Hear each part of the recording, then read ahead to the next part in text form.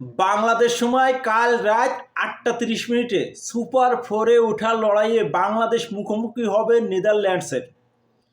নতুন দেশ, নতুন কন্ডিশন, নতুন আবহাওয়া, নতুন পিচ, নতুন মাঠ, সব কিছুই কিন্তু নতুন। কালকে এক অন্য দেশে খেলা হবে বাংলাদেশের ম্যাচটি কিন্তু। আর সেই দেশটি হচ্ছে ওয়েস্ট ইন্ডিজ।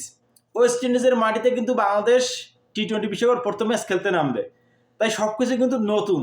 তাই বাংলাদেশ চাইবে নেদারল্যান্ডসকে হারিয়ে সুপার ফোরটা নিশ্চিত করতে, যাতে কালকের জিতলে বাংলাদেশ সুপার ফোরটা মনে করেন অনেকটা নিশ্চিত হয়ে যাবে বাংলাদেশের।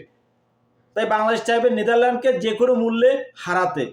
হয়তো আগের ম্যাচটি আমরা দেখেছি আম্পায়ারের কারণে কিন্তু বাংলাদেশ হেরে গেছে, আম্পায়ারের কিছু ভুল ডিসিশনের কারণে আমাদের বাংলাদেশ কিন্তু হেরে গেছে। তো যাই হোক, কালকের রাত ৮টা ৩০ নেদারল্যান্ডসের বিপক্ষে বাংলাদেশ ম্যাচে নামবে।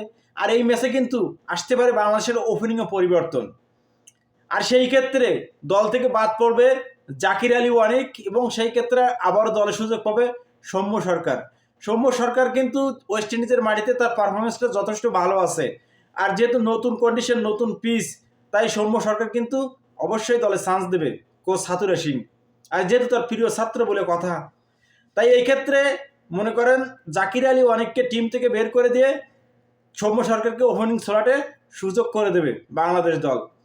সেক্ষেত্রে ওপেনিংয়ে দেখা যাবে সৌম্য সরকার এবং তানজিদ হাসান তামিমকে। যেহেতু নতুন কন্ডিশন, নতুন পিচ, তাই বাংলাদেশ দলের ওপেনিংয়ে কিন্তু দেখা যাবে বিশাল পরিবর্তন। আর সেক্ষেত্রে দলের বাইরে যেতে হতে পারে জাকির আলী ওয়ানিককে, তার যে সুযোগ পাবে দলের হার্ড হিটার ব্যাটসম্যান সৌম্য সরকার। তাই বাংলাদেশ দলে কালকে ওপেনিংয়ে দেখা যেতে পারে তানজিদ হাসান তামিম ও সৌম্য সরকার। 3 নম্বর দেখা যেতে পারে আরেক ওপেনার লিটন কুমার দাস। 4 নম্বরে নাজমুল হাসান শান্ত। 5 নম্বরে বাংলাদেশের হার্ড হিটার ব্যাটসম্যান তৌহিদ হৃদয়। 6 নম্বরে সাকিব আল হাসান। 8 নম্বরে রিশাদ হোসেন। ও 9 নম্বরে দেখা যাবে তাসকিন আহমেদকে। 10 নম্বরে দেখা যাবে শরীফুল ইসলামকে। ও 11 নম্বরে দেখা যাবে আমাদের মুস্তাফিজুর রহমানকে। তো সম্ভাব্য এই একাদশ নিয়ে কিন্তু বাংলাদেশ কালকে নেদারল্যান্ডসের বিরুদ্ধে মাঠে নামবে। তো ভাই ব্রাদার, বাংলাদেশ কি পারবে কালকে নেদারল্যান্ডসকে হারিয়ে সুপার ফোরটা এক কথায় নিশ্চিত করতে? অবশ্যই কমেন্ট বক্সে জানাবেন কিন্তু। ধন্যবাদ, সবাই ভালো থাকবেন। অবিরাম ভালোবাসা আমার পক্ষ থেকে আপনাদের সবাই।